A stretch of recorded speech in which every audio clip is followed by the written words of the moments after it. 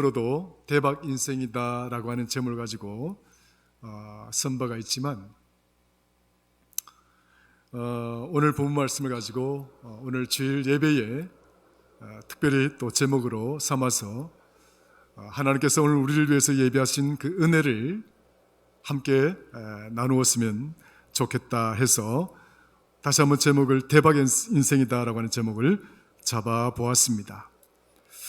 조금 어찌 보면 좀 천박하기도 하죠. 설교 제목으로서는 좀 고상하고 좀 우아하고 좀 그랬으면 좋겠다라고 하는 생각이 들어지는데 이 대박이라고 하는 것 요즘은 좀 보편화되어져서 일반 보통 명사로 우리 젊은 세대들에게 아주 이제 흔히 사용되어지는 그런 일상적인 단어가 되었습니다. 2014년도 1월 22일자 세계경제포럼 연차 회의입니다. 연차 총회, 그리고 우리가 다보스 포럼 회의라고 이야기를 하는데 국제회의죠. 여기에 전 박근혜 대통령이 참석을 해서 남북이 통일이 되어지면 이 사건은 우리 대한민국뿐만 아니라 동북아 이 아시아 지역 전체를 아울러서 대박 통일이다, 대박이 난다 하는 그 대박이라고 하는 단어를 사용을 했습니다. 한편에서는 대통령이 그런 천박한 단어를 쓰느냐 하는 비판도 있고, 또 한편으로서는 그거 정말 아주 적절한 시적절한 표현이었다, 뭐 그렇게 또 긍정적인 표현을 보여주는 사람들도 있기는 있었지만, 그 이후로 이 대박이라고 하는 이 단어가 굉장히 급속도로 우리 사회 속에 일반 보통 명사처럼 이제 자리를 잡게 된 것이죠. 그래서 젊은이 사이에는 좀 이렇게 좋은 일이 생긴다거나 아주 좀 이렇게 쇼킹한 충격적인 일이 생긴다거나 놀라운 일이 생길 경우 대박, 대박 이런 말들을 많이 씁니다. 혹시 여기 있는 우리 성도님들 중에서도 대박 이렇게 하는 말을 사용해 보신 적 있습니까? 대박이라고 하는 단어를 사용하신 적이 있다고 한다면 굉장히 젊게 살아가시는 겁니다. 아직도 한번 그 대박이다 이런 말을 사용해 보지 않았다고 한다면 한번 사용해 보시길 바랍니다. 젊게 사시는 우리 성도들 되셨으면 좋겠다 하는 생각이 들어집니다. 많은 아무튼 이 대박이라고 하는 단어가 이제 일반 보통 명사화 되어져서 아주 이렇게 빈번하게 사용되어지는 언어가 되었죠. 그래서 대박이라고 하는 것은 좀 전에 말씀을 드린 것처럼 아주 좋은 일이 생겼을 때, 또 아주 놀라운 일들이 생겼을 때, 어떤 또 충격적인 어떤 일들이 발생했을 때, 그 상황을 이렇게 단적인 이 단어로 표현을 할 때에 사용하는 단어가 대박이다, 이렇게 그 의미를 좀 설명할 수가 있겠는데, 근데 사실 이 대박이라고 하는 이 단어 속에 또 대박이라고 우리가 사용하는 이 의미들 속에 숨겨져 있는 그 의미들을 조금 더 세밀하게 추적을 해보면 크게 두 가지의 큰 의미가 있습니다. 그 두 가지의 큰 의미가 어떤 상황을 전제를 하고 있는가, 또 어떤 내용들을 전제로 하고 있는가 하면, 첫 번째는 그 한방 인생입니다. 한방 인생, 한번 따라 하십시다. 한방 인생. 그래서 우리가 보통 이 한방 인생이라고 하면 이것을 우리가 로또 인생이라고 그렇게 이야기를 하잖아요. 그러니까 도 아니면 뭐다, 뭐 아니면 도다. 내 인생은 뭐 이렇게 그러니까 아주 작은 것을 말하는 거죠. 이렇게 도라고 하는 건데 아시잖아요. 작은 것, 연약한 것, 부족한 것, 지금 뭐 이렇게 좀 하찮은 것이지만 어느 한순간에 그 중간 과정 필요 없이 나는 뭐가 될 것이다, 그러니까 한 방으로 내 인생이 끝나게 될 것이다 하는 그런 한방 인생을 일컬을 때 보통 대박 인생이다라고 하는 그 의미로 이렇게 사용되어지기도 하는 것입니다. 그러나 사실 따지고 보면 우리 인생에게는 더 아니면 뭐다 라고 하는 인생이 아니잖아요. 그러니까 도가 있으면 개가 있고, 또 개가 있으면 걸이 있고, 걸이 있으면 윷이 있고, 윷이 있으면 모가 있고, 그 인생에는 그런 과정들이 있게 되어져 있는 것입니다. 그러니까 우리 이 과정들을 무시하고 도 아니면 뭐다, 뭐 아니면 도다 하는 한방 인생이라고 하는 것은 그렇게 우리 인생에게 건면할 만한, 또 이렇게 지지해 줄 만한 그런 인생의 삶의 가치다라고 말할 수 있는 것은 아니지요. 그래서 영어로 말하자면 잭팟 라이프라고 이야기합니다. 잭팟. 이 잭팟이라고 하는 말은 그 카지노 같은 데 가면 이렇게 핫 땡기면은 이렇게 1달러 넣고, 뭐 1달러가 아니라 이렇게 이제 돈으로 좀 이렇게 칩을 받고 와요. 받고 오면 그걸 넣어서 땡기면 소위 말해서 이제 1달러를 넣었는데 뭔가 큰 어떤 로또 같은 상황이 터진 거예요. 내가 1달러를 넣었는데 딱 땡겼는데 화면에 뭐 이렇게 수천 달러, 수백만 달러를 딸 수 있도록, 마치 도박이죠. 갬블링인데, 이 도박 상황인데 그런 어떤 상황을 갖다가 잭팟이라고 이야기합니다. 잭팟. 그러니까 엄청난 놀라운 일이, 쇼킹한 일이 터졌다는 거예요. 그래, 이런 잭팟 인생을 걸어서 우리가 한방 인생이라고 이야기를 하는 것이죠. 한방 인생이라고 하는 것인데, 그러나 우리 인생이라고 하는 것은 봄이 있고, 그다음에 여름이 있고, 가을이 있고, 겨울이라고 하는 이 과정이 있습니다. 그래서 그 과정들을 무시할 수 없는 게 우리 인생이기에 한방 인생이라고 하는 것은 우리에게 그렇게 좋은 것이 아니다. 또 한방 인생이라고 하는 것이 또 누구나 다 누릴 수 있는 것이 아니라 아주 수백만 분의, 수십만 분의, 혹은 수억만 분의 일 정도에 해당되지 않는 그런 것이기에 그걸 바라고 그걸 쫓아가는 인생이라고 하는 것이 어쩌면 얼마나 가련하고 불쌍한 인생인가 하는 것을 우리가 생각을 해볼 수가 있게 되는 것이지요. 두 번째로 생각해 볼 수 있는 인생, 그 대박 인생이라고 하는 것은 과정이 있는 거예요. 과정이 있고, 처음이 있고, 과정이 있고, 결과가 있는 거예요. 계획을 잘 잡고, 또 그 계획을 위해서 열심히 땀 흘리고, 수고하고, 그래서 자신이 계획한 바, 자신이 소원한 바, 자신이 어떤 그런 열심히 살아온 땀의 대가를 마침내 그 결과물을 얻어내었을 때, 그러니까 자기의 어떤 그 계획된 그런 과정들을 거치면서 어떤 자기가 원하는 그 결과물들, 그 소원했던 말을 성취하게 되었을 때 그 소원 성취의 의미를 우리가 대박이라고 이야기하기도 합니다. 그 대박이라고 하는 것이 꼭 한 방을 의미하는 것이 아니라 이렇게 처음과 과정과 결과라고 하는 이런 총체적인 과정들을 통해서 얻게 되는 결과물을 가지게 되고, 또 우리의 소원했던 바 그 소원들을 성취했을 때 그것을 누리게 되는 상황, 그것을 가지게 되는 상황, 그런 상황들을, 또 그런 처지들을 일컬어서 우리가 대박이라고 이야기를 할 수가 있는 것이죠. 같은 값이면 이런 과정이 있는 대박 인생이 우리가 지원하고 지지하고 또 건면하고 또 권할 수 있는 그런 인생이다라고 말할 수가 있는 것이지요. 오늘 여기 있는 저와 여러분들, 우리 모두가 처음이 다 있고 과정이 다 있고, 그리고 그 결과물을 우리가 바라면서 살아가고 있는 존재들 아니겠습니까? 그래서 한방 인생이 아니라 적어도 여러분들이 계획하고 여러분들이 구상하고 그런 것들이 땀 흘리고 수고하고 헌신하고 하는 그 생의 과정을 통해서 결국에는 마침내는 여러분들의 소원들, 여러분들의 꿈들, 여러분들의 비전들이 이루어지는 그런 대박 인생이 되기를 주의 이름으로 축원합니다. 이런 대박 인생이 우리가 건면할 만하다, 권장할 만하다 하는 것이지요. 영어로 말하면 헤이데이 라이프라고 이야기합니다. 헤이데이라고 하는 말은 전성기를 말하는 거죠. 최고의 전성기를 구가하는 상태를 이게 헤이데이라고 이야기를 합니다.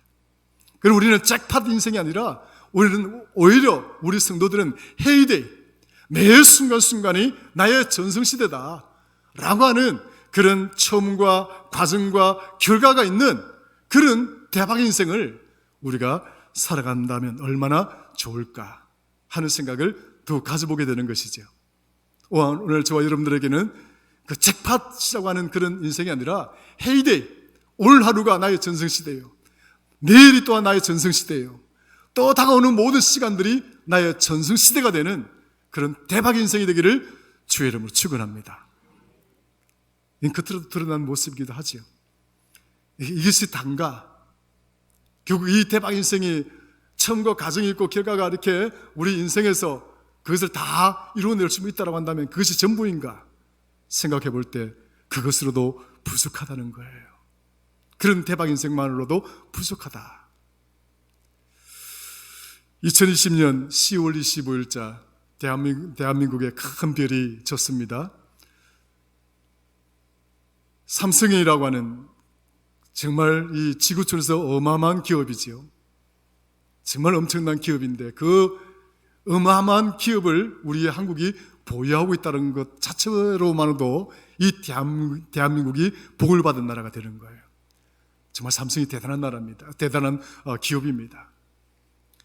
그 어떤 외교관도 그 어떤 사람들도 이 세계에 대하여 대한민국을 대변할 수 있는 그런 어떤 주체가 사실 삼성을 따라갈 만한 그런 주체가 없는 거예요.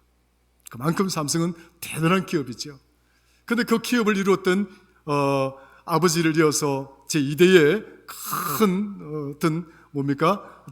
틀을 굳건하게 만들었던 이건희 회장이 10월 25일자로 돌아가셨죠. 그 이건희 회장과 관련해서 이렇게 그 에피소드에 대해서 이렇게 이야기를 하고 싶은 것은 없습니다. 많이 있겠지만, 그러나 한 가지 여러분에게 소개를 하고 싶은 것이 있다고 한다면, 선대 이병철 회장님이 그 사무실에 늘 걸어 놓았던 액자가 있다고 그래요. 좌우명이라고 그러죠. 좌우명. 인생관이라고 그렇게 말을 할 수가 있죠. 공술의 공수거라고 하는 이 좌우명을 걸어 놓았다고 그래요. 그런데 그것을 갖다가 이건희 회장 또한 자기의 집무실에 공술의 공수거. 무슨 말입니까? 인생은 빈손으로 왔다가 빈손으로 가는 것이다. 그러니까 텅 빈 수레를 끌고 와서 결국은 텅 비어 있는 수레를 끌고 가는 인생이 결국 우리 인생인 것이다. 그런 좌우명을 가지고 있었다는 거예요. 여러분 어떻게 생각하십니까? 그 삼성이 가지고 있는 재산이라고 하는 것은 여러분들의 우리가 수치로 이렇게 이야기할 수 있는 내용 정도가 아니에요. 어마어마한 거예요. 그리고 한 개인이 갖고 있는 그 재산만 하더라도 어마어마한 것이죠. 그 한 분이 돌아가심으로 인해서 상속세로 내어야 되는 그 금액이 11조 금액이 된다고 그래요. 말이 11조지 이거는 엄청난 겁니다. 엄청난 거죠. 그렇게 볼 때 이 한 개인의 관점에서 본다면 그분이 가지고 있는 그 소유, 그분이 가지고 있는 그 재산, 그리고 그분이 누렸던 어떤 모든 어떤 명예와 어떤 그런 것들, 우리가 한번 이렇게 종합적으로 생각을 해 보았을 때, 과연 정말 이 땅에서 많은 사람들이 그렇게 살고 싶어 하지 않겠어요? 또 많은 사람들이 그런 어떤 소유에 대해서 이렇게 가지고 싶어 하지 않겠냐고요. 여러분들도 주머니가 이렇게 불룩해지기를 원하지 않겠습니까? 앞에 있는 김 목사도 마찬가지예요. 이 텅 비어있는 주머니보다는 좀 주머니 속에 좀 이렇게 두둑이 이렇게 들어있는 게 좋죠. 여기 있는 여러분들도 다 그러리라고 생각 들어집니다. 통장의 잔고가 이렇게 막 줄어들어서 이렇게 깡통 통장이 되어지기보다는 그 여러분들 가지고 있는 통장에 계속 쌓여서 묵쭉 이렇게 아주 묵직한 그런 통장이 되어진다고 한다면 얼마나 좋겠냐고요. 그걸 원하지 않는 사람이 없습니다. 그걸 또 바라지 않는 사람들도 없고요. 다 그 소유에 대한 욕망이 있고 다 그런 욕심이 있는 것이죠. 그런데 그렇게 많이 이렇게 가졌음에도 불구하고 결국은 그 이건희 회장이 생각했던 그 인생의 좌우명이 뭐냐면 11조든 110조든 그게 중요한 것이 아니라 이 많은 것들을 가졌다 할지라도 결국 우리 인생이라고 하는 것은 빈손으로 왔다 빈손으로 가는 것 아니냐. 그걸 늘 잊지 않고 살았다는 거예요. 결국 우리 인생을 결국 궁극적으로 내 인생을 변화시킬 수 있고 바꾸어줄 수 있는 것이 우리가 소유한 것, 우리가 지금 가진 어떤 권력이나 혹은 우리의 어떤 지위나 어떤 그런 능력이나 그거 내 인생을 궁극적으로 바꾸어줄 수 있는 것이 아닙니다. 일시적인 어떤 그런 효과는 있고 어떤 편리성은 제공해 줄 수 있을는지는 모르겠으나 결국은 우리가 빈손이 되는 것 아닌가. 이것이 결국 우리가 인생을 살면서 반드시 잊지 말아야 되는 한 가지 진리다 하는 사실을 가르쳐주고 갔다라고 보면 되는 것이죠. 성도 여러분, 그러므로 우리가 이런 대박 인생을 누린다라고 하는 것은 어떤 외적으로 어떤 이렇게 재산을 많이 소유한다거나 또 지위가 높아진다거나 또 여러분 작은 집에 살다가 큰 집으로 옮기가 안 나거나 물론 이것도 참 중요하죠. 때로는 필요합니다. 그런 외재적인 그런 어떤 변화, 그런 외재적인 어떤 그런 신분의 이동, 그런 어떤 외재적인 어떤 내 어떤 위치의 이동, 이것만이 결국 대박 인생인가? 어쩌면 그거 외재적인 것만 바라보고 그 외재적인 변화, 외부적인 그 변화에 기인하고 의지한다고 한다면 어쩌면 그 인생은 졸부와도 같은 것이다. 졸부가 뭐예요, 여러분들? 어느 날 갑자기 부자가 된 것 아니겠습니까? 갑자기 부자가 됐는데 외부적으로는 뭡니까? 큰 부자가 되었어요. 큰 부자가 되었는데 근데 이 내적으로는 뭡니까? 속은 텅 비어 있는 거예요. 텅 비어 있는 거예요. 인격도 텅 비어 있고 어떤 자신의 어떤 품격도 텅 비어 있고 내적으로 갖춰진 것이 없다고 한다면 우리는 그런 자를 그래서 졸부라고 이야기하는 거예요. 겉만 번지르한 자다. 속은 텅 비어 있고 속은 깡통 같은 사람이다. 그런 자를 그래서 우리가 졸부라고 이야기를 하는 거죠. 성도 여러분, 여러분이 정말 대박 인생을 살기를 원하지만 그래서 여러분들이 어떤 외적인 이 외부적인 상황들이 바뀌기를 저는 원해요. 그 지경이 넓혀지기를 원해요. 그래서 새벽마다 기도할 때마다 여러분들 지경이 넓혀지고 여러분의 삶의 지경들이 더욱더 풍성해지고 가정마다 물질 때문에 고통당하지 않고 여러분들 드리는 11조가 2배가 되고 3배가 되고 우리 장로님들 그런 기도 제목을 연말에 내셨어요. 그렇게 되어지더라고 보니까. 그렇게 되어졌으면 좋겠어요. 그런 대박 인생이 될 수 있기를 주의 이름 축원합니다. 예, 넓혀지기를 바라요. 넓혀지기를 바라요. 그러나 이 외부적인 이동, 이 외부적인 변화, 그것만이 나의 인생을 대박치게 만드는 것이 아니다. 속이 바뀌어야 된다. 속이 인격이 바뀌어야 되고 내 품격이 바뀌어야 되고 내 생각이 바뀌어야 되고 내 가치가 바뀌어야 되고 그런 어떤 변화를 동반할 때 이 외재적인 변화와 이 내재적인 변화가 서로 조화를 이룰 때 비로소 우리는 대박 인생이라고 하는 희망, 대박 인생이 갖고 있는 그 긍정적인 그리고 그 밝은 측면을 우리가 붙들어서 그것을 추구해 갈 수 있는 가치가 될 수가 있는 거예요. 내 안이 바뀌지 않으면, 내 속이 바뀌지 않으면 그 무의미하다기보다는 그건 굉장히 아주 퀄리티가 낮은 거예요. 질이 낮은 거예요. 그 질이 낮은 삶을 살아가는 자가 아니라 우리 성도들은 정말 퀄리티가 높은 아주 질적으로 높은 수준을 유지하는 그런 저와 여러분 우리 교회가 되기를 주의 이름으로 축원합니다. 이런 변화가 중요한 거죠. 내 속까지 바뀌는 것.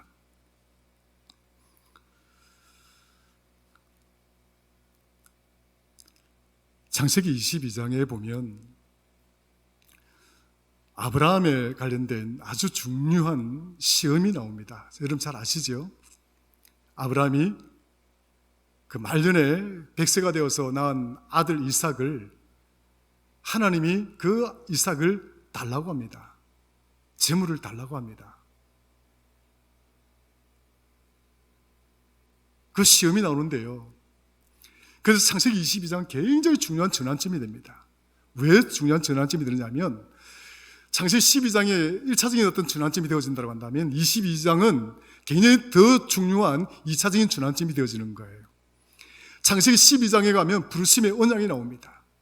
하나님이 아브라함을 불러서 하나님 종 되게 하고, 그래서 너희는 본토 아비집과 고향과 친척을 버리고 내가 가라는 곳에 가라. 그랬을 때 아브라함이 그냥 그 하나님의 부르심에 아무런 핑계와 변명을 대지 아니하고 응답했던 그런 인물이었어요.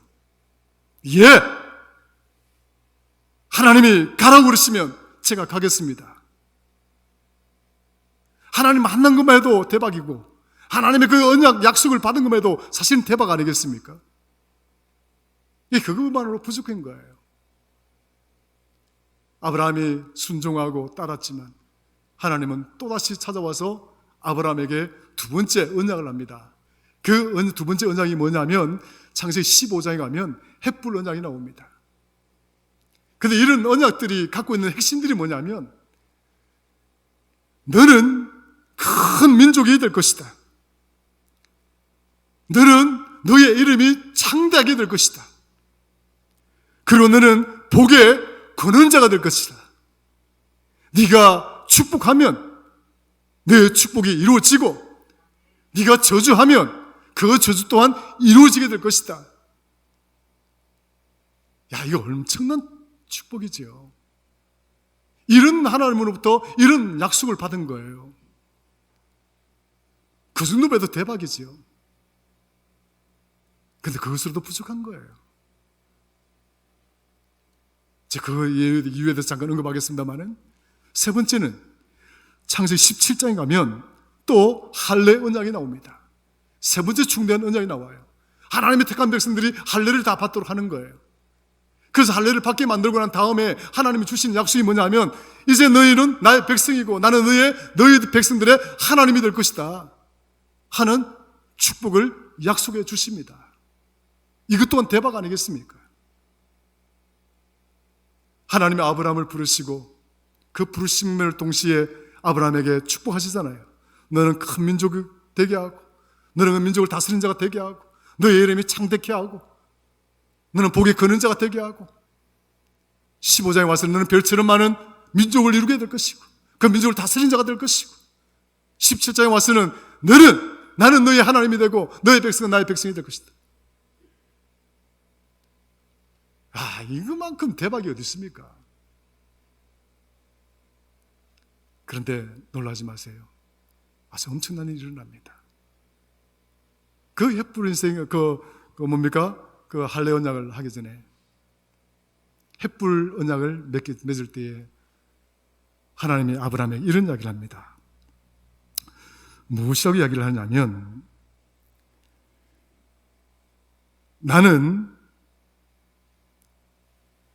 너의 하나님이 되고 너의 후손은 나의 백성이 될 것이다 라고 이렇게 약속을 했을 때에 아브라함이 이런 이야기를 합니다. 하나님이 나의 방패가 되시고 하나님이 나의 상급자가 되시고 다 좋은데요. 다 좋은데요. 하나님 나에게 자식이 없습니다. 큰 민족이 되게 하고 큰 민족을 다스리게 하고 제 이름을 크게 드러나게 하고 내가 복의 근원자가 되게 하고 뭐 다 좋은데요. 내게 자식이 없습니다.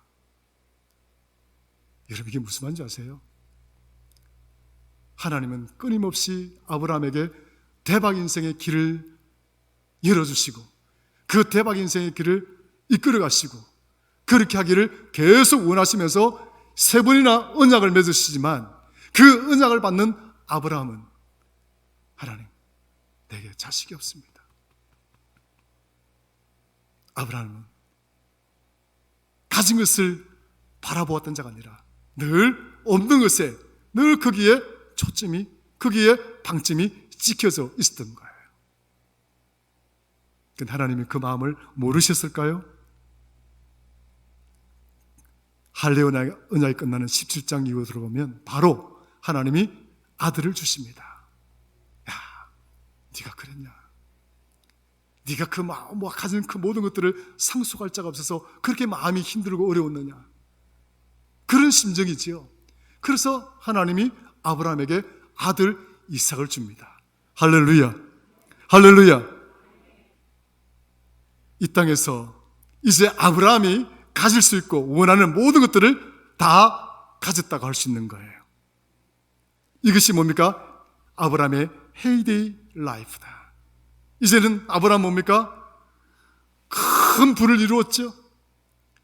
이제 큰 민족을 이룰 만한 근거를 이제 틀을 마련했죠. 이제 그것들을 상속할 만한 자식을 가졌죠. 아브라함은 자기 생애 때에 가지기를 원했고 또 가지기를 간절히 소원했던 그것들을 이뤄낸 거예요. 할렐루야. 아브라함에게 대박이 일어난 거예요. 그런데 하나님 아브라함을 찾아옵니다. 아브라함이 그 모든 것들 중에서 자신의 대박 인생의 마지막 퍼즐이었던, 자기가 생각하기를 이 그 퍼즐만 끼워 맞추면, 이 조각만 끼워 맞추면 내 인생은 완벽해 라고 생각했던 그 아브라함이 생각했던 마지막 퍼즐, 그 마지막 자기 인생의 조각, 자기 아들 이삭, 그 끼워 맞췄던 마지막 퍼즐인 이삭을 하나님이 빼라는 거예요. 다시 빼라는 거예요. 여러분 어떻게 생각합니까? 세 번의 언약을 하고 큰 민족을 이루고 큰 민족을 다스리고 이름이 창대케 되고 하늘의 별처럼 그런 엄청난 번성과 번영의 축복을 가졌다 할지라도 내게 자식이 없습니다라고 하는 그 불평을 떨쳐버리지 않았던 이 아브라함의 그 생각을 아시던 하나님이 그거마저 채워주셔서 이제 모든 것이 완벽하다라고 여기는 그 순간 하나님은 그 마지막 퍼즐인 이삭을 빼라는 거예요. 여러분 같으면 어떻게 생각합니까? 야, 뭐 장난치는 겁니까 지금? 로또 당첨금 하나 줬다가 이게 다시 내놔라고 하면 여러분 그 기분 좋아할 사람 누가 있습니까? 그런데 아브라함은요 데리고 갑니다. 여러분 보세요. 여기 큰 반전이 생기는 거예요. 창세기 22장 5절에 가면 이제 이 아브라함이 이삭을 데리고 가잖아요. 엄청난 중요한 신앙적 교훈이 나와요. 2장 5절에 그 모리아산 밑에서 나귀에다 이제 심었지 않습니까? 그 제물을 바칠 나무를 심었잖아요. 싣고 종들을 데리고 이제 그 모리아산까지 갔습니다. 그 중턱에 이 나귀들과 종들과 그리고 그 모든 사람들한테 이르기를 너희는 여기에 있어라. 따라합시다. 너희는 여기에 있어라. 여기에 있어라. 너희는 여기에 있어라. 여기가 뭐냐면 중요한 거예요. 내가 지금까지 살아왔던 모든 생애의 그 현장 속에 우리의 전부라고 할 만한 이 세계 속에 너희는 여기에 있어라. 나도 여기에 있었고 나도 여기에 있어 왔고 그러나 지금은 나는 여기에 갇혀 있는 자가 아니라 내가 여기서 이제 옮겨가야 될 것이다. 그 종들에게 여기에 있으라고 이야기를 하고 나와 내 아이 이삭은 저기에 가서 예배하리라. 따라합시다. 나와 내 아이는 저기에 가서 예배하리라.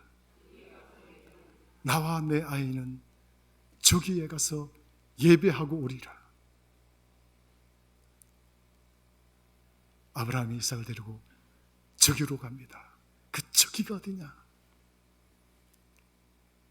하나님께 자기 아들을 번제물로 드려야 되는 예배의 자리가 되는 거예요. 그게 왜 이루어졌습니까? 창세기 22장 시작할 때에 하나님이 아브라함이 말합니다. 내가 아브라함을 시험하기 위하여, 아브라함의 믿음을 시험하기 위하여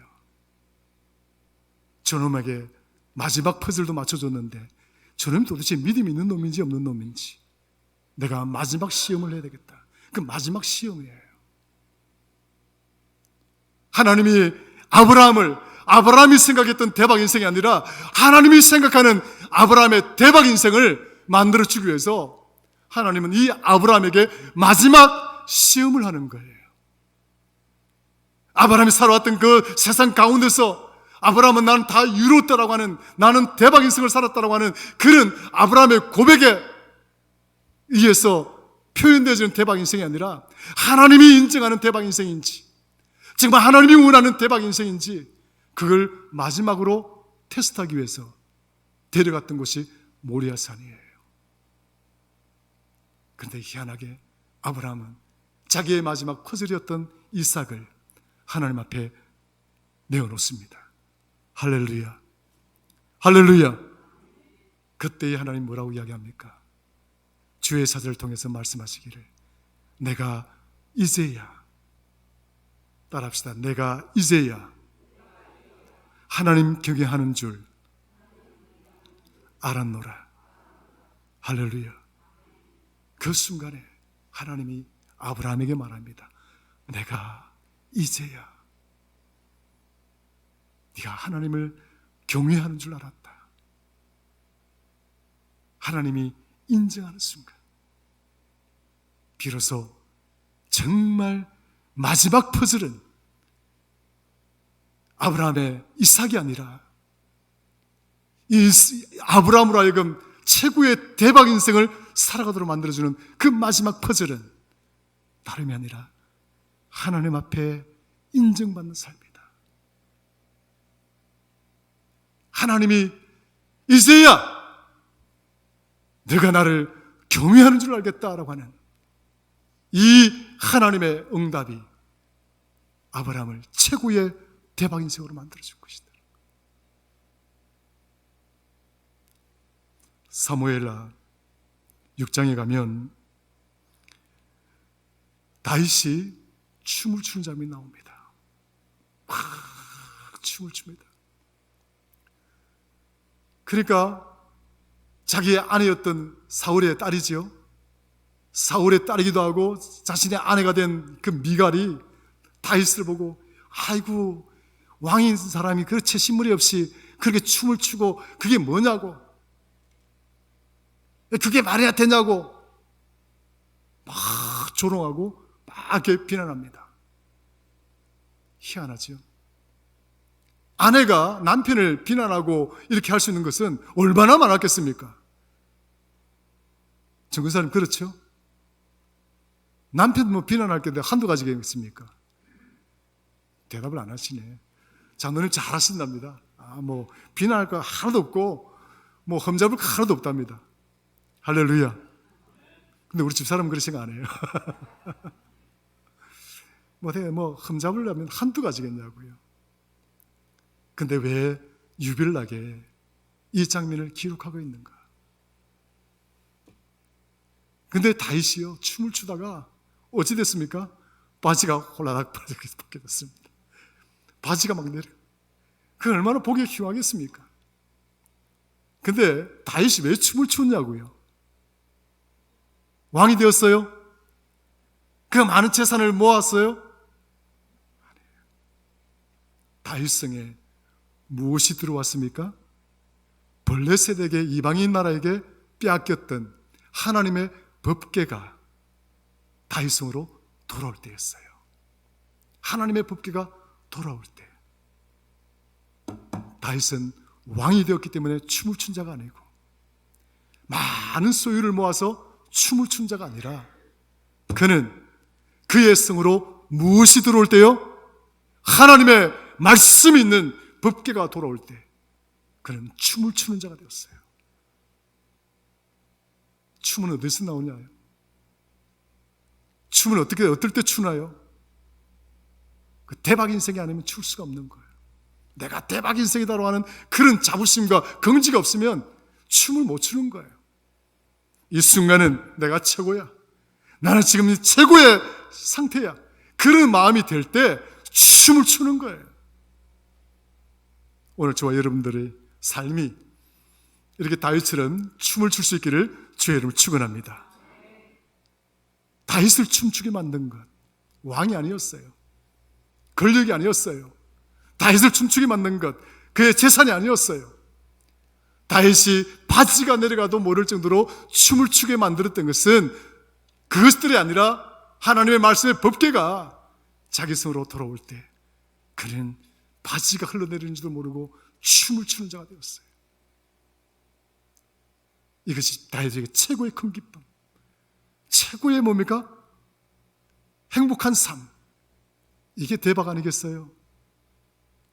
여러분들에게 이런 축복이 있기를 주의를 축원합니다. 본문은요, 칼럼을 통해서 설명했지만 내용 그렇게 어려운 내용은 아닙니다. 예수님이 어떤 분이십니까? 유대인으로 오신 것 아니겠어요? 그런데 유대인들이 오히려 예수님을 십자가에 못 박아 죽였습니다. 왜 죽였습니까? 예수님이 하나님의 아들이심을 믿었더라고 한다면, 예수님이 정말 우리를 죄에서 구원하실 메시아라고 하는 사실을 믿었더라고 한다면 저들이 과연 예수님을 십자가에 못 박아 죽일 수가 있었겠느냐고요. 적어도 이 예수 그리스도를 십자가 못 박아 죽일 때에는 살인자보다도 더 못한 저주받은 자, 다시는 기억하고 싶지 않는 자, 얼마나 그런 멸시와 수모와 그런 정오와 원망들 다 뒤집어 쓰고 졌던 죽음이 십자가의 죽음 아니겠습니까? 건축자가 버린 돌이다 라고 하는 여인이 이스라엘 땅에는요, 그의 돌돌로 집을 지어요. 북쪽은요, 화산석이라고 말할 수 있는 현무암, 검은 돌이죠. 예루살렘 쪽 그 중부 쪽으로 내려오면 석회암이에요. 전부 다 석회암. 그러니까 돌들이 조금 약해요. 그러니까 타타타타타 치면 모양을 만들어낼 수 있는 그런 돌들이 많아요. 그러면 건축가가 그 돌들을 가지고 집을 지을 때 툭툭툭툭 치잖아요. 그리고 부스러기가 나오잖아요. 그 부스러기가 뭐냐면 버려진 돌이에요. 건축자가 버린 돌이 되는 거예요. 그 버려진 돌은 건축자가 저거 조그만한 거 좀 써야지 어떨 때 필요해서 쓸 수 있는 경우는 있겠지만 대부분 쓰지 않습니다. 그 버려진 돌이 그 건축가가 짓고자 했던 집의 머릿돌이 되었다고 하는 것은 이건 불가능한 거예요. 어떤 누구도 어떤 건축가도 그렇게 생각하지 않습니다. 집을 잘 지어 놓았으면 최고의 좋은 돌을 가지고 다듬어서 머릿돌로 삼지, 툭툭툭툭 치가 버려진 그 돌을 가지고 머릿돌 삼지 않습니다. 그런데 우리 주님은 마치 건축가가 그렇게 부수고 때려서 버린 그 돌이 오늘 성경은 말합니다. 너희들이 짓밟고 다니고 너희들이 무시하고 너희들이 관심을 가지지도 않았던 그 버려진 돌이 건축가가 짓고자 했던 그 집의 머릿돌이 되었다라는 이 의미. 하나님이 바로 이 예수 그리스도를 통해서 우리의 짓고자 하는 하나님 나라의 머릿돌이 되게 하신 거예요. 여러분, 오늘 저와 여러분들이 이 예수 그리스도를 구주로 영접하고 구원주로 영접하고 예수님 때문에 구원받았다고 하는 이 인생이 여러분 하찮은 것입니까? 사소한 것입니까? 이것을 믿는 자에게는 구원을 주셨다. 따라합시다. 예수를 믿는 자는 하나님이 구원을 주셨다. 할렐루야, 할렐루야. 우리에게 영원한 구원을 주신 거예요. 이런 대박이 어디 있습니까? 그런데 말씀에 또 하반절에 보니까 뭐라고 이야기했습니까? 이것을 믿지 아니하면 오히려 그 버려진 돌이 저들의 발을 쳐서 넘어지게 만드는 것이다. 우리 주님이 심판주라는 사실을 의미하는 거예요. 주를 믿는 자는 구원을 얻을 것이고 주를 믿지 않는 자는 심판을 받게 될 것이다. 저와 여러분들이 이런 은혜 가운데 들어와 있습니다. 그래서 뭐라고 했습니까? 본문에 내가 내 눈에 보배롭고 존귀한 존재다. 보배롭고 존귀. 참 보배롭다. 오늘 저와 여러분들 하나님을 우리를 너무 보배롭게 여기십니다. 오늘 저와 여러분들을 자기의 독생자 예수 그리스도를 십자가에 죽이시면서까지 우리를 사랑해 주십니다. 그 무엇과도 바꿀 수 없는 이 삶, 이것이 어떤 대박 인생과 비교할 수가 있겠냐고요. 오늘 저와 여러분들이 정말 이 말씀을 통해서 대박 인생이 될 수 있기를 주의 이름으로 축원합니다. 이 믿음 가지고 이 은혜를 품고 살아가면 이 세상 가운데 놓여 있는 자가 아니라 여기서 저기로 옮겨진 아브라함처럼 오늘 저와 여러분들이 이 세상에 갇혀 있는 자가 아니라 저기로 옮겨가는 최고의 대박 인생자가 될 수 있는 줄로 믿으시고 늘 주 안에서 늘 성도로서의 자부심과 긍지를 잃지 말고 큰 믿음을 가지고 세상을 넉넉하게 이겨내는 그런 성도들 되시기를 주의 이름으로 축원합니다.